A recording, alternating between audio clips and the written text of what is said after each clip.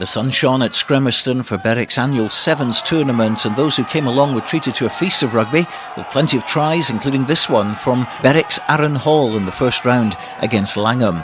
The Scottish age international showed a remarkable turn of pace for a 6'7" second row as his team progressed to the quarter-finals. They were joined by Jed Forrest, who overcame Peebles in their first round tie, with this Roy McFarlane try helping them on their way. And Melrose also looked strong early on when they took on the Salmon in Select 7 and beat them comfortably with some excellent running rugby and a number of tries, including this from Chris Hardy. So Hawick YM, Selkirk, Jed, Watsonians, Hawick, Berwick, Holders Kelso and Melrose all went through to the quarter-final stage of the tournament, with the closest match being between Selkirk and Gala, Selkirk just getting the nod by 15 points to 14. And so to the first quarter-final match between Hawick YM and Selkirk. And YM looked impressive early on with key players Stuart Hogg, surely one to watch for the future there, and Dean McCracken in their side. And it was Dean who ran in for a good score as they tried to upset their opponents. But a team with Fraser Harkness in the side is hard to beat, and a typical turn of pace here from Fraser resulted in this try.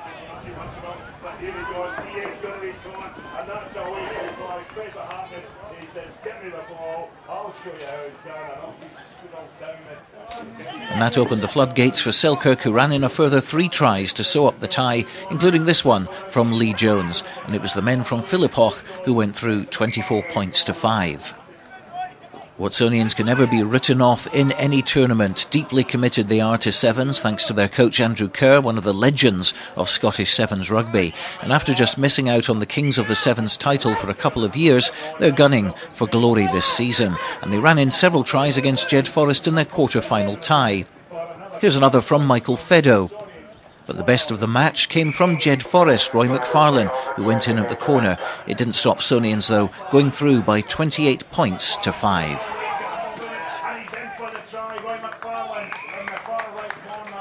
Plenty of local support for the home team in the next round as Berwick took on Hawick, who were fresh from winning their own Sevens the day before and looking for a weekend double. But it was Hawick who started well with this well-taken try by Neil Rennick, son of Jim, who would have been impressed with these skills. Plenty of other skillful Hawick players on view too, with Ryan Hogg and Scotland Sevens international Graham Hogg combining for a try here. And with a couple of injuries in the first round, the Greens called on another Hogg, Stuart Hogg from Hawick YM, to play for them, and he duly added his name to the score sheet and booked Hawick a place in the semi-final. The quarters were completed with Holders Kelso taking on Melrose, who included a number of players who'd played the day before in the Scottish Cup quarter-final against Ayr, a tremendous show of support for the tournament from Melrose. These included Captain Scott White and John DL, who combined here to set up an excellent try for Chris Hardy, one of 4, which meant there'd be a new name on the Berwick Trophy this year.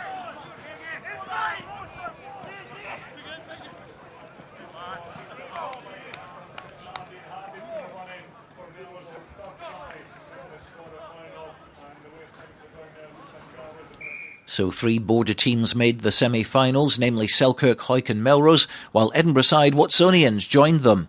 And it would be them who were first up to take on Selkirk in the first semi-final. And they got off to a good start, throwing the ball about and patiently waiting for the gaps to appear. And Grant Somerville ran in for the first try of the tie.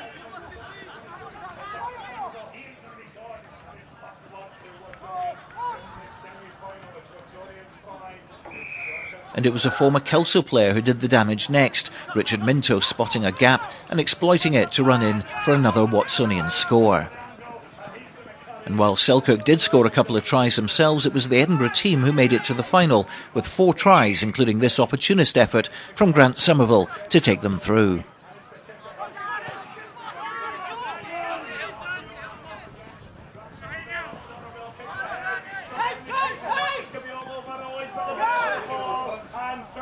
Going to go in for the try, and that's going to kill it off. 30 seconds remaining. So who would be joining them? Certainly would be a border team, but which one? Well, it was Melrose who got out of the blocks first with some good play by Scott White, who waited for the right moment to dive through the gap and get to the line. But this was a close affair, and Gary Johnson kept Hawick very much in touch with one of the best individual efforts of the tournament.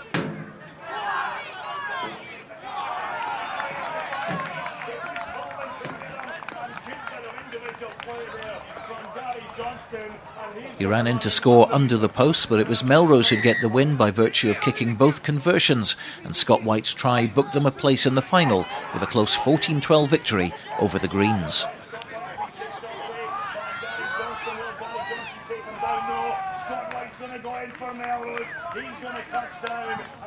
And so to the final, which started off as a bit of a disaster for Melrose. They conceded 5 tries early in the first half, including this one from Mike Kerr.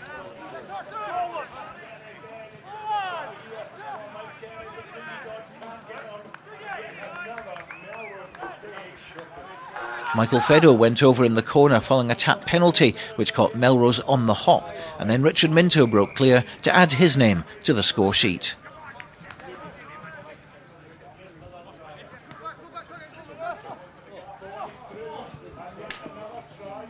Eventually Melrose got back into the game, and a superb try from Chris Hardy down the left gave them a glint of hope.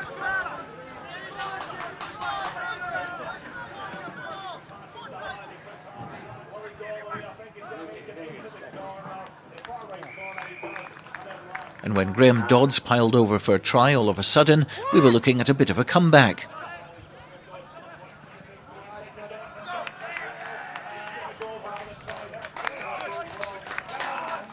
Then David Whiteford went over for a third Melrose try. Things were starting to get very interesting.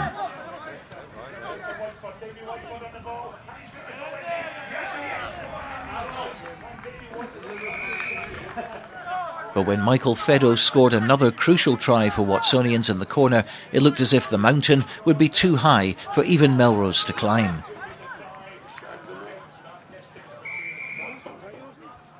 But they didn't give up, and Stuart Johnson came on to score under the post, quickly converted by Scott White. It was too little too late though, and Watsonians sealed the match and the Berwick title with this breakaway try from Jamie Blackwood to give Watsonians the trophy and put them to the top of the Kings of the Sevens table after 5 events. Yeah, top of the table. One of the reporters just told me that, and that's good, and I think it'll be a close run thing. It's 6 tournaments left, so it'll be all to play for. Looking forward to it next weekend. Hope the weather stays like this. We'll all be good sevens.